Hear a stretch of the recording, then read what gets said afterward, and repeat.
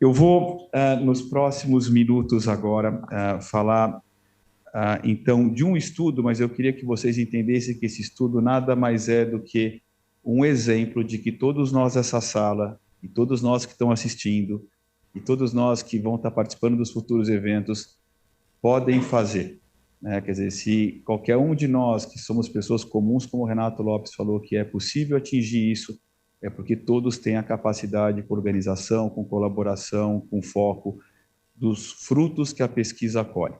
E eu vou falar para vocês que pesquisa não é fácil, são muito mais tombos do que pingas. A gente pode falar que pinga é bom com um bom mineiro, mas, outra vez, se a gente não semear esse solo e aumentar os percentuais da pinga e diminuir do tombo, isso vai acontecer gradualmente. As próximas gerações nunca vão pegar um solo mais fértil do que essas pessoas que estão aqui na sala estão pegando hoje. Que está todo mundo aqui com a mão machucada de tanto murro na parede.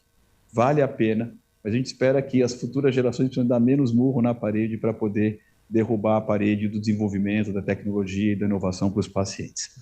Então, eu vou falar um pouquinho sobre câncer de pênis, uma introdução, falar do estudo na sequência. Bom, esse é um tumor, eu falo que ele é raro dependendo aonde. Nos países privilegiados ele é raro, nos países desprivilegiados, desfavorecidos como o nosso, ele é bastante frequente. E essa é uma fotografia de uma das milhares de pacientes com câncer de pênis. Pacientes com grandes massas, pacientes amputados, pacientes que têm uma qualidade de vida literalmente abaixo do nível do mar. Aqui mostrando as estatísticas, né? Esse é um tumor, como eu falei, bastante incomum nos países mais desenvolvidos, né? Mas quando a gente olha os países menos desenvolvidos, ele acaba ficando algo comum. Ele, na categoria, ele é o 31º, 30º de incidência e mortalidade, respectivamente. E ele tem aqui uma incidência, como a gente vê, muito, muito, muito pequenininha nos Estados Unidos. Nos Estados Unidos, por exemplo, é menos de 1% de todas as malignidades. E é por isso que várias indústrias farmacêuticas que têm um olhar para os Estados Unidos, até porque é o maior mercado do mundo e é correspondente a 40% ou 50% dos estudos clínicos são feitos lá, que forçaram os estudos em câncer de pênis serem feitos lá e que passaram 3, 4 anos esperando recrutar um paciente e não recrutava nenhum paciente. Então, na verdade, o Brasil só teve a oportunidade de fazer um estudo em câncer de pênis porque tentativamente se tentou fazer estudos novos por muitos anos sem a capacidade de recrutar praticamente nenhum paciente. Felizmente para a população americana, infelizmente para a pesquisa. Já no Brasil, ele representa 2% dos cânceres no homem, e ele é extremamente frequente no norte e no nordeste, como a gente pode ver aqui pelas casuísticas, né, de mais de 1.600 casos, pelo menos, além do subregistro, da subnotificação por ano. E aqui mostrando que a mortalidade dessa doença, né, ela vem aumentando, ela não vem diminuindo. E aqui mostrando que o Brasil, junto com Uganda e a România, são as 3 maiores incidências do mundo. Mas se a gente for olhar, por exemplo, o estado do Maranhão, é a primeira incidência do mundo regionalmente falando. E aqui, então, a gente tem o Maranhão como a maior incidência do Brasil e do mundo. Outros estados também importantes, como outros estados do Nordeste, do Centro-Oeste, como, por exemplo, Goiás e Mato Grosso.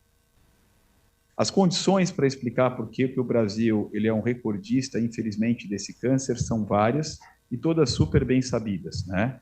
Baixas condições socioeconômicas, má higiene, o tabaco, a ausência de postectomias como uma medida de saúde pública que muitos países adotam, própria obesidade, relação importante com o HPV, HIV e zoofilia.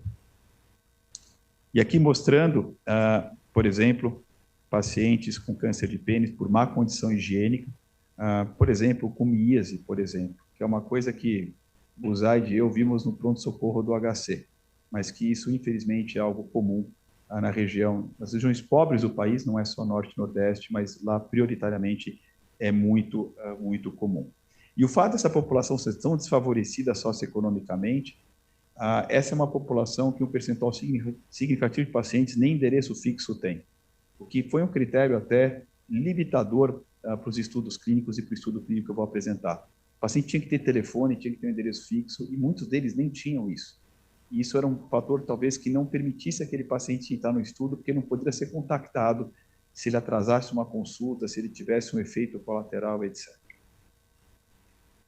Aqui mostrando que ele aumenta, né, a incidência em homens que trabalham com agricultura. Isso tem a ver, na minha opinião, com a parte socioeconômica. Ele tem uma relação com a idade, ele é mais comum em homens acima de 50 anos de idade. E como eu falei, a faixa etária é um fator de risco, né? O tabaco, aparentemente, também tem uma associação com essa doença. A presença de fimose também, né, é um fator de risco. A gente vê aqui os países judeus, por exemplo, os países não, onde a postectomia é feita de rotina, você quase não tem incidência de câncer de pênis, como a gente pode ver aqui nesses dois gráficos. E a obesidade, aparentemente, também é um fator de risco, menos importante, mas é um fator de risco para a doença também. E aí tem a história do HPV, né? O HPV, o Zaid estava no programa da Ana Maria Braga essa semana, falando sobre exatamente esse assunto, o HPV que leva ao câncer de orofaringe, o câncer de vulva, o câncer de canal anal, o câncer do colo de útero e o câncer de pênis. O colo de útero é o campeão porque ele é muito frequente, quase todos os tumores de colo de útero são HPV relacionados, mas quando a gente olha os estudos em câncer de pênis, a variação entre HPV positivo e pênis é de 10% a 80%, mas com as tecnologias mais novas, né, por PCR, quase 80% dos pacientes com câncer de pênis têm HPV presente, ou seja, HPV relacionado. Então, eu diria que a grande maioria dos pacientes com câncer de pênis são HPV positivos, que é um outro, obviamente, fator de risco e que vem com o combo da higiene, da pobreza e de outros eventuais vírus. Aqui mostrando a literatura, mostrando que a incidência varia, mas a relação, na verdade, é muito mais pelo método que a gente aplica do que propriamente pela população estudada, né? E aqui, então, mostrando que o HPV tem relação com as doenças invasivas, não invasivas, pré-malignas e as malignas de fato. E uma outra associação que é importante e não desprezível é com o próprio HIV. Isso é muito comum de ver, principalmente na África, né? Então, do mesmo jeito que o HIV tem uma relação com o câncer do colo de útero, o HIV tem uma relação também com câncer de pênis. Então, esse é um outro fator de risco, a gente fala muito pouco, mas esse é um fator de risco também importante, dependendo da região, dependendo do continente. E aí tem a história da zoofilia, né? O Brasil é o país onde essa prática é a maior prática do mundo, né? Então, tem um paper do Stênio Zec, que é o chefe do AC Camargo, e ele mostra, né, que a zoofilia é algo extremamente, não só comum no país, somente na região norte e nordeste, mas sim é um fator de risco importante para várias doenças sexualmente transmissíveis e várias doenças oncológicas, como, por exemplo, o câncer de pênis. Então, o Brasil é o local mais frequente do mundo onde essa prática é feita, o que mostra, outra vez, uma questão cultural, questão socioeconômica. Isso, na verdade, para mim, nada mais é um retrato, obviamente, do momento, né, que a gente vive há muitos e muitos anos, né? Então, é uma herança da pobreza, e essa é uma das heranças da pobreza. E aí, então, vem o tratamento para o câncer de pênis. São tratamentos, obviamente, extremamente invasivos, porque a doença, ela se apresenta ao diagnóstico, na verdade, precoce. Mas como são pessoas que têm vergonha de ter uma lesão no pênis, são pessoas que não têm um colégio feito, não têm um primeiro grau, não têm, às vezes, moradia fixa, não têm comunicação, essas pessoas vão levando por desconhecimento, por ignorância e por vergonha. Então, a grande maioria dos pacientes que se apresenta com essa doença se apresenta com grandes massas. Você fala, mas como é que alguém pode ter uma grande massa no pênis? Isso não aparece da noite para o dia. E normalmente não aparece. A pessoa leva até o momento que ela tem muita dor, que ela tem dificuldade para urinar, que tem uma massa inguinal muito importante, né? E a amputação é algo que é feito de modo muito importante no nosso país, tá? Não porque o médico gosta de amputar o pênis, mas porque muitas vezes não é preservável mais aquele órgão pela extensão da doença. E aqui são vários exemplos de amputação peniana. Essa é uma realidade no país, e o nosso país é o recordista mundial de amputação peniana. né? Óbvio, se é uma das maiores incidências do mundo, junto com Uganda e Romênia, e se a maioria dos pacientes vem com uma doença muito avançada, esse é o primeiro método de tratamento para curar esses pacientes, né? E aqui, vários exemplos de amputação peniana, que obviamente leva a qualidade de vida lá para baixo. Tem outros tratamentos que tentam preservar o pênis, né, com cirurgias preservadoras, com radioterapia, com laser, mas outra vez, a maioria das pessoas não tem nem essa oportunidade de fazer um tratamento com preservação, tem a própria radioterapia, que é usada muitas vezes paliativamente, e tem a quimioterapia, né, que é algo usado prioritariamente para algumas doenças localmente avançadas ou para paliar pacientes com doença metastática. Mas o fato é, e eu quero que vocês olhem a palavra quimioterapia, esse é o tratamento padrão para o câncer de pênis de 1960. Então, nós estamos há mais ou menos uns 70 anos, 75 anos, sem fazer nenhuma mudança relevante nessa doença. Tá? E por que isso? Porque essa é uma doença que trouxe mínimo ou quase nenhum investimento da área da pesquisa. Porque é uma população que provavelmente não vai ter acesso aos remédios, não é tão interessante assim. Então, pouquíssima gente, para não dizer quase ninguém, se mobilizou para fazer alguma pesquisa, não os investigadores em si, mas a própria indústria farmacêutica, o governo, que olharam para esses pacientes que vivem literalmente quase sem RG e CPF na sombra da sociedade, algo que fosse interessante e útil para eles. E aí, então, veio o estudo Hércules. O estudo Hércules começou de uma conversa, brevemente, onde num jantar eu estava presente, não sei se Buzardi estava também, foi no Capim Santo, onde o presidente global da MSD, chamado Ken Fraser, foi o primeiro presidente negro de uma companhia farmacêutica global, primeiro CEO. E ele perguntou como é que era a companhia no Brasil. Eu falei, olha, você tem um bom grupo, um bom corpo de funcionários, você tem produto interessante, mas o seu olhar da sua empresa para a área socioeconômica, científica da região é péssimo. Porque eu consigo entender vocês terem 400 estudos fora e 15 no Brasil, mas eu não consigo entender vocês terem 400 estudos fora e nenhum estudo liderado pelo Brasil ou pela América Latina. Eu não entendo isso. A menos que nós sejamos um buraco no meio do nada. E ele abriu o olho, cutucou a Márcia Abad, que é uma amiga querida nossa, e falou, Márcia, precisamos dar um jeito nisso. E provavelmente ele relembrou a infância difícil que ele teve, a adolescência, um negro ser presidente de uma empresa farmacêutica global, e foi baseado nesse jantar o kick-off, para que ele se tocasse do ponto de vista de fazer algo que não fosse necessariamente gerar funding, mas que fosse gerar legitimidade, ciência e benefício. E ele, então, deu esse empurrão, e a partir daí, então, foi, depois de 1 ano e meio, 2 anos confeccionando, foi começado o estudo Hércules. Então, isso que eu estou falando já tem gente 6, 7 anos atrás.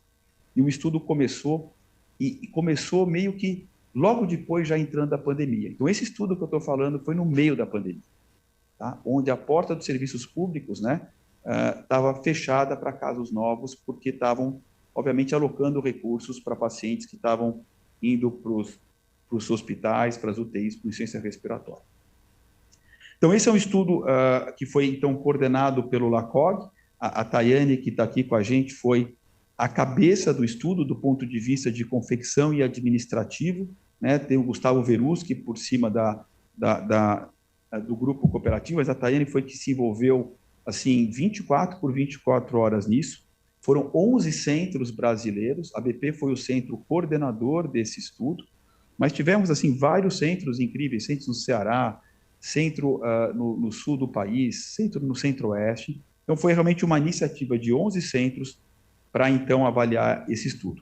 E por que da importância desse estudo? Porque são 38 mil casos novos por ano de câncer de pênis. Sim, ele é infrequente na terra do tio Sam, mas ele não é infrequente no norte, nordeste, centro-oeste. Não é infrequente na África, não é infrequente na Ásia, não é infrequente no Oriente Médio.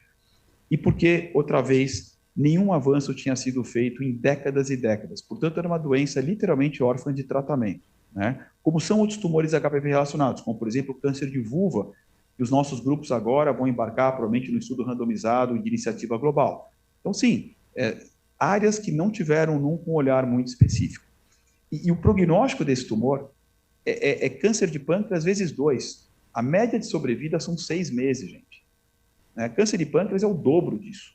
A gente fala que é o pior, não, o pior tumor não é câncer de pâncreas, é câncer de pênis, porque a doença é ruim e o hospedeiro é desnutrido, sem colégio feito, sem acesso a ônibus. Então, essa é a pior doença social e oncológica que eu conheço. E aqui a gente tem, então, a avaliação nesse estudo, que além da quimioterapia, a gente foi avaliar, então, uma nova forma de tratamento imunoterápico chamado pembrolizumab, que é da MSD, junto com quimioterapia, e para quem tinha resposta ou doença estável, seguia-se o imunoterápico por mais 34 ciclos, um total de 2 anos. Nós incluímos 37 pacientes, desses 11 centros, 33 avaliáveis para a resposta, e a grande maioria, como eu vou mostrar, eram pacientes que tinham doença metastática. Então, 2/3 eram doença metastática, a coisa que a maioria dos estudos nem incluíam, só incluíam mais doença localmente avançada, e a gente tinha 13% de doença localmente avançada e 21% de uma recorrência regional, que eram aquelas grandes massas inguinais de 6, 8, 10 centímetros, ulceradas, uma catástrofe, onde esses ambos os grupos não eram passíveis de um tratamento mais curativo. Então, a gente só incluiu pacientes incuráveis, seja pela metástase, seja por uma recidiva local ou uma apresentação inicial que a cirurgia não conseguiria extirpar mais a doença. E o objetivo do estudo era ver se a gente conseguia, com essa conjunção de imunoterapia e quimioterapia, duplicar a taxa de resposta do que era historicamente visto com quimioterapia. A taxa de resposta com químio na doença metastática era da ordem de mais ou menos 15% a 25%, 20% numa média, e a pergunta é se a gente conseguiria duplicar isso. E aí, então, esse estudo mostrou que essa combinação de remédios, químio mais imuno, duplicou a taxa de resposta de 20 para 39,4, quando era o centro avaliando, mas quando essa avaliação era central, né, e o Douglas foi o radiologista que revisou todas as imagens de todos os centros, essa resposta foi para 42,4%. Sendo que dessas respostas, tinham até pacientes com respostas completas, com desaparecimento do tumor. E por volta de 45% dos pacientes em 6 meses com doença controlada, em resposta ou em doença estável, o que obviamente não era visto em nenhum protocolo de quimioterapia para essa população. Aqui, esse é um gráfico, né, chamado Waterfall Plot, que mostra que 3/4 dos doentes tiveram alguma redução do tumor com esse tratamento. E muito interessante, nesse outro gráfico, que a gente chama de Swimmer Plot, ele mostra que a gente tem pacientes respondedores de longo prazo, o que outra vez não é visto com quimioterapia, mas é uma nuance, é uma característica de imunoterapia em vários tumores sólidos. Quem responde tende a responder por mais tempo, por mais duração do que quem faz quimioterapia isoladamente. Mas, além disso, quem responde, responde rápido, o que é algo incrivelmente importante para quem tem massas de 10, 12 centímetros ulceradas, sangrando, infectada. Precisa de resposta rápida, senão o doente morre rápido. Morre do tumor ou morre porque, como aconteceu também no estudo, né, Thay? Morre porque explode uma artéria ou morre porque infecta. Então, assim, são doentes de verdade aqui. Aqui a gente mostra a sobrevida livre de progressão mediana, sobrevida global mediana, de 5,4 e 9,6 meses.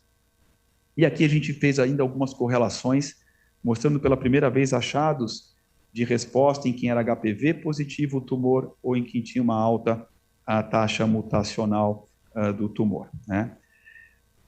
E aqui mostrando um dado muito importante, é que a tolerabilidade foi muito satisfatória. A incidência de neutropenia grau 3 e 4 nos protocolos de químio com 3 drogas é o dobro disso.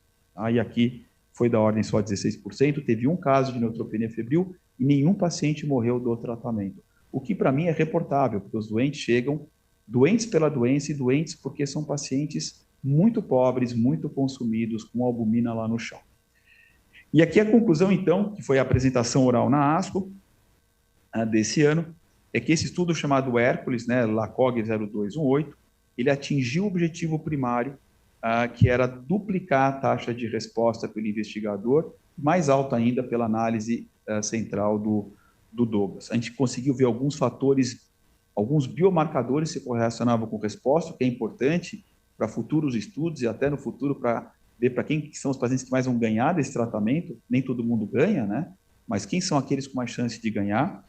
E esse foi o primeiro estudo que mostrou que uma imunoterapia combinado à químio mostrou dados realmente positivos dentre todos os estudos que foram negativos, como estudo, como, por exemplo, uma droga chamada atezolizumab, que foi publicada no JCO. E a gente, então, coloca isso, né, com orgulho dos investigadores, que nem meu nome representa o nome de 11 centros, de 10 investigadores, como essa opção de tratamento, imunoterapia e quimioterapia, uma opção de tratamento padrão no câncer de pênis metastático, baseado num estudo fase 2, porque até hoje nós só tivemos estudos fase 2 nessa doença, o que é suficiente para falar que sim, é uma opção padrão. E eu saí do púlpito da ASCO, encontrei com uma médica da Europa que falou, a partir de amanhã, esse é o protocolo que eu vou utilizar para meus pacientes. E aqui, então, os 11 centros que participaram, né?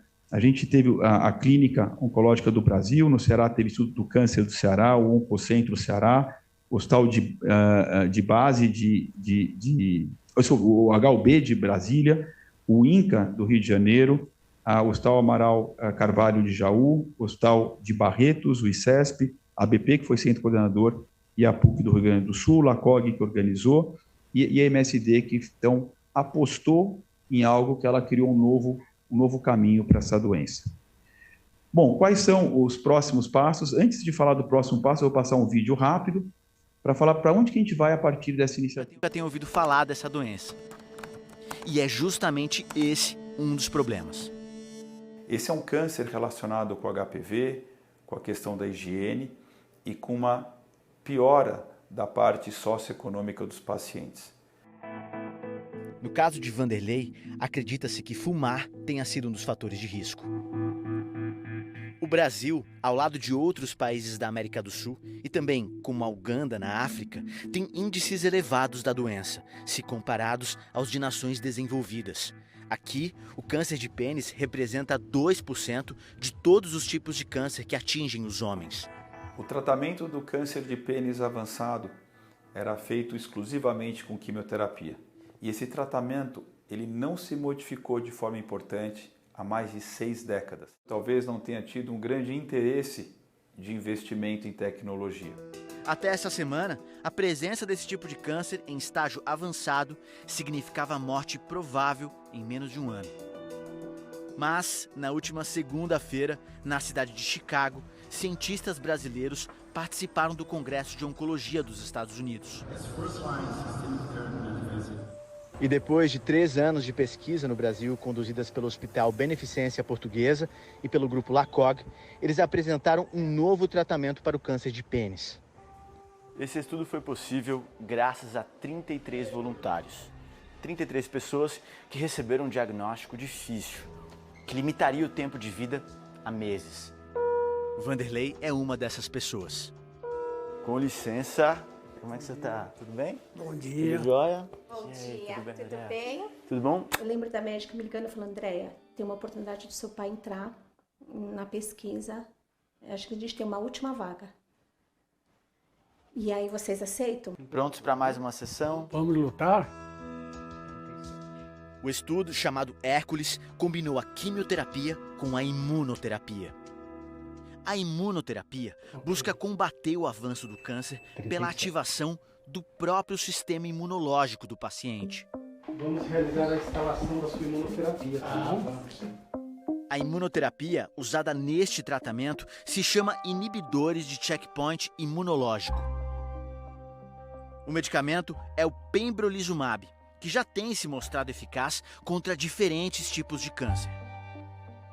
A superfície das células cancerígenas tem checkpoints imunológicos, ou pontos de controle imunológico, que impedem a ação dos glóbulos brancos. Isso faz com que as células cancerígenas não morram.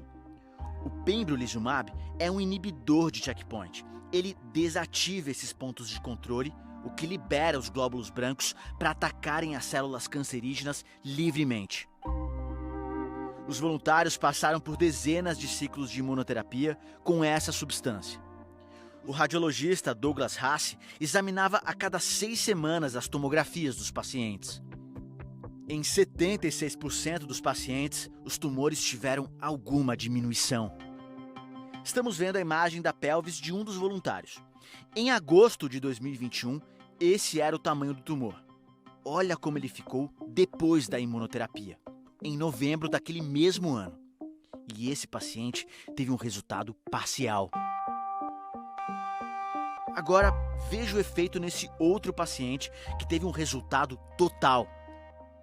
Os tumores eram assim em dezembro de 2023. E ficaram desse jeito em março de 2024. Praticamente sumiram. Essa conjunção de quimioterapia com essa nova imunoterapia, ela duplicou a chance de um paciente com câncer de pênis ter uma resposta muito importante. Ela conseguiu permitir que alguns pacientes entrassem em remissão, e remissões prolongadas, o que nunca foi visto nessa doença, nessa fase.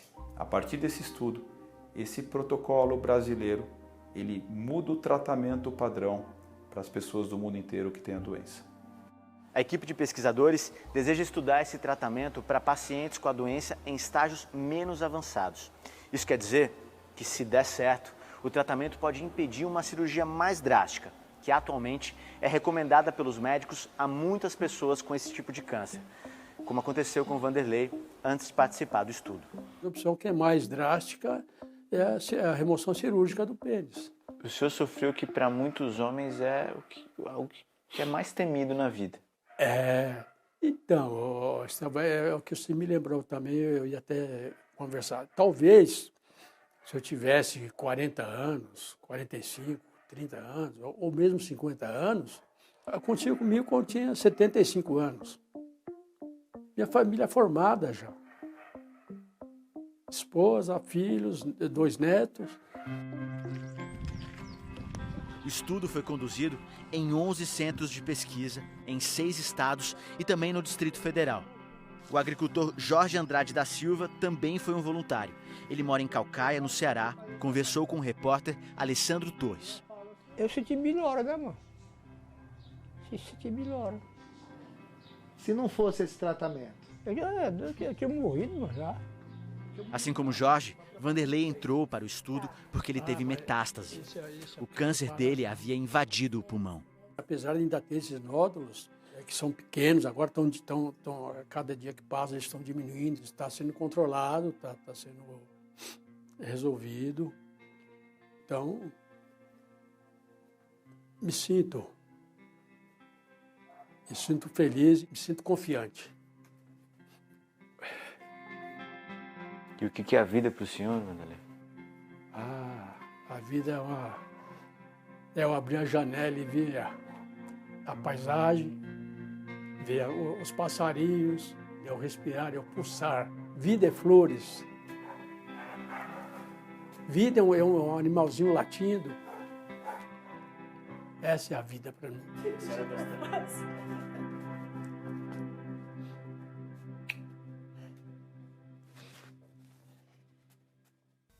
Então, quais são agora os próximos passos a partir desse estudo?